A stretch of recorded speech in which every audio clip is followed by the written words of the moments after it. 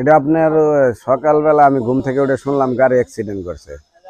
শোনার পরে মনে করেন আমি বাড়ির থেকে বাইরে আসলাম, এসে দেখি মনে করেন পিক আপ আর বিনিময় মুখামুখি মনে করেন অ্যাক্সিডেন্ট করছে মধুপুরে ঢাকা থানা আর পথে। অ্যাক্সিডেন্ট করার পরে মনে করেন দেখলাম চারোটা মনে করেন ডেট। একটা হলো আমার চাস্তো ভাই ছোট ভাই, আর একটা বাইঙ্গা লাগে, আর মোহাম্মদপুরের দুইজন। আমার চাচাতো বোন জামাই লাগে। গতকালকে আমারও বললো লাইট ডোকা তুলছে যে এই যে এই গাড়ি দিয়ে ঢাকা যাবো বেসপের নিজের লাইট ডোকায় খেতে না উঠাইছে কামলা দিয়ে উঠাই গাড়ির মধ্যে ভরি ঢাকা বেসপের আইছে। আর হাতের দুইটা দিক দিয়ে হয়তো ঢাকা নামাই দিছে, পাইকারি বেশি থুয়াইছে। বেশি থুয়া এই গাড়ি দিয়ে ফেরত আসতেছে।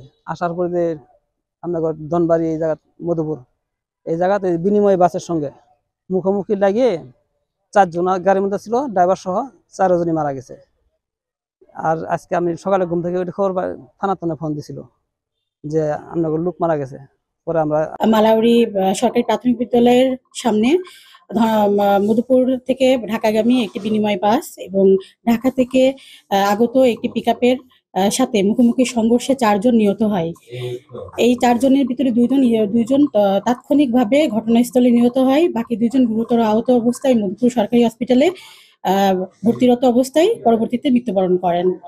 এই 4 জনের লাশ এখন মধুপুর থানায় রয়েছে এবং পরবর্তীতে আমরা পুলিশে আইনি প্রক্রিয়ার মাধ্যমে এই লাশের হস্তান্তর করব।